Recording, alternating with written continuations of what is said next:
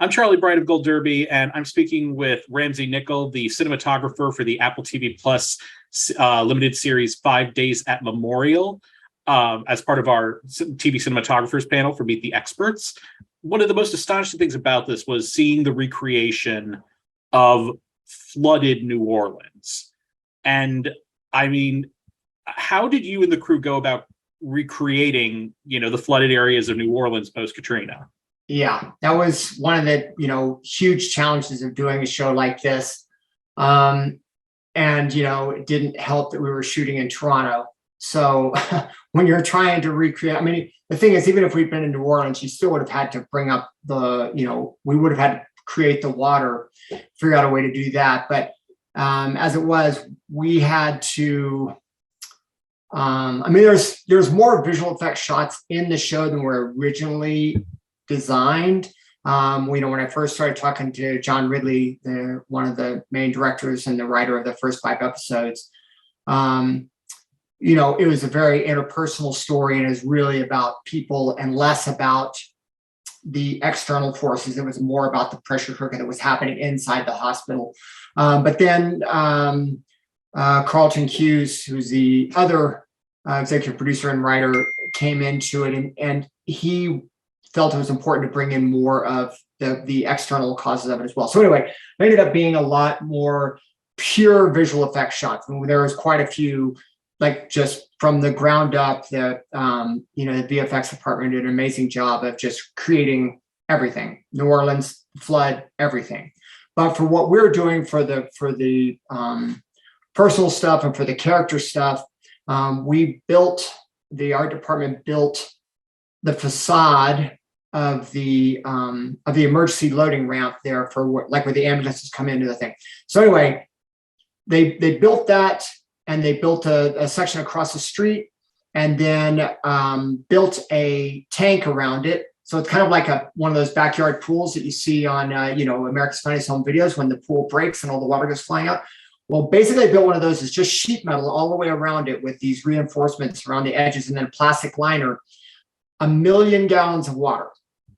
And it was, you just can't believe how big the place was that they just built on a big empty lot. And we surrounded that. I had a bunch of gray dolls. I think I had 12 or 13 gray dolls with 20 by 30 blue screens on it that we could move around. Because we needed to have access to get into the tank. So every truck, every boat, everything that's in the water in that tank had to be lifted in with a crane over the top, gently placed in the water as to not bump into one of the sides and create one of those horrible tragedies of water just spilling out over the neighborhood. So we had to be able to move the blue screens out of the way. We also had to be able to move them up and around. So it was extremely challenging to create that look. And we started out at the beginning of the story. We had the storm going, so we have massive special effects coupled with some VFX to create the hurricane as the water is rising. So we have different levels of water. I think we have 18 inches, and we have 2 feet, and then we have 4 feet of water in this big tank. And we would the water also had to be colored so that it looked like flood water, and so that has to be food grade dye because we have kids and people and everyone else in the water, so it can't be toxic. So everything had to be, so it was extremely challenging to make, to create that water. And then for any of the other stuff, they're like, oh, well, we have a lot of scenes on top of a helipad. And you're like, oh, well,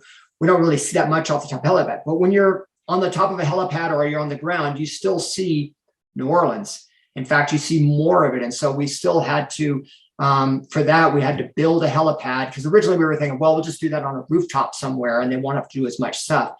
But when we realized how much was going to have to be done anyway, it made more sense just to go in. So we built a helipad that we could land Seahawk and Black Hawk helicopters on. And so it had to be structurally sound for that. And then we had to, again, surround that with blue screens that could handle the wash of the propellers. So it was very challenging, again, to recreate.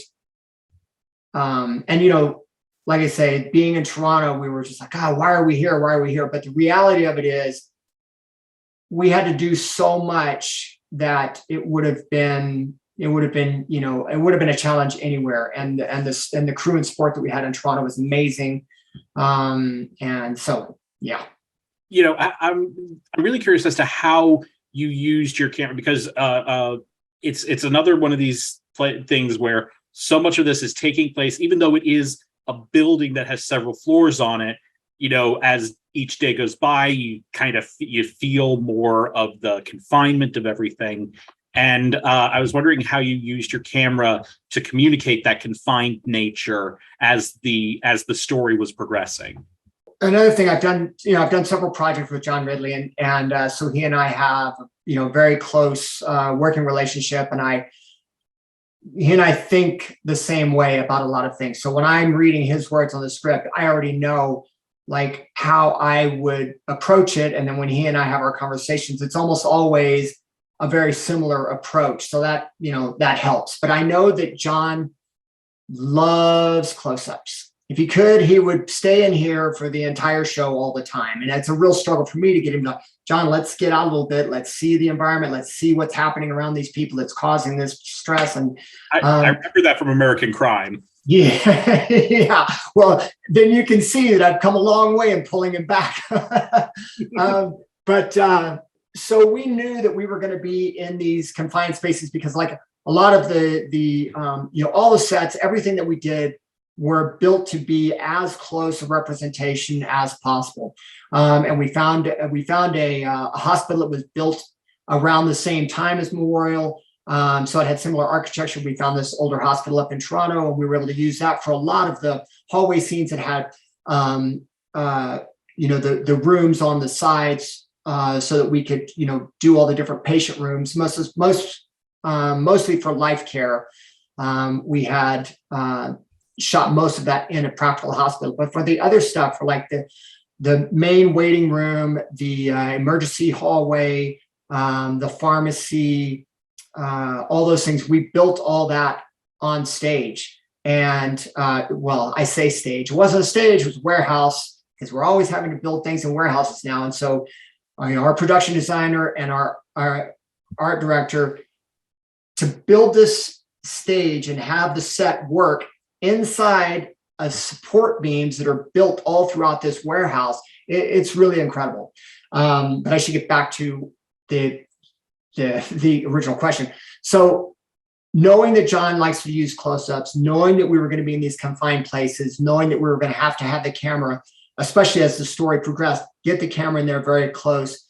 We went, it's kind of the go-to thing these days. We used large format cameras. I use spherical lenses, and generally when I shoot with John, we shoot anamorphic. But again, I just knew we were going to have such close proximity that I really wanted to be able to not have any distortion. And plus, in the hallways and everything else, all the lines, everything, to me, it was really important that it not have that distortion, that weirdness to it, because again, we were really trying to be as authentic and as true as possible, just in respect to the people that were involved, not only at Memorial Hospital, but in all of New Orleans and everybody that was affected by the hurricane. It's still very, because we did shoot about, for my 5 episodes, we shot about 2 weeks down in New Orleans. And then for Mark's episodes, the last 3 episodes, they were there for probably another couple of weeks shooting stuff in New Orleans. So, but we were using, people that had been through Katrina and, as our background. And so anyway, it was just really important that it be very, very authentic and very believable. And in that, circling back to your question, just being that, having that presence and being really with these people and with the characters, just having the spherical lenses and being able to be in close with the larger format cameras. So, and then as far as movement, is really important that the camera there are very, very few times when we want to see the camera move. We want to be like, oh, the camera is pressing in for an important moment, or it's doing whatever. But for the most part, the camera is very present and very, very, very restrained. Well, Ramsey, thank you so much for talking to us, and we look forward to seeing you on our panel in just a little bit. Thank you very much. I really appreciate it.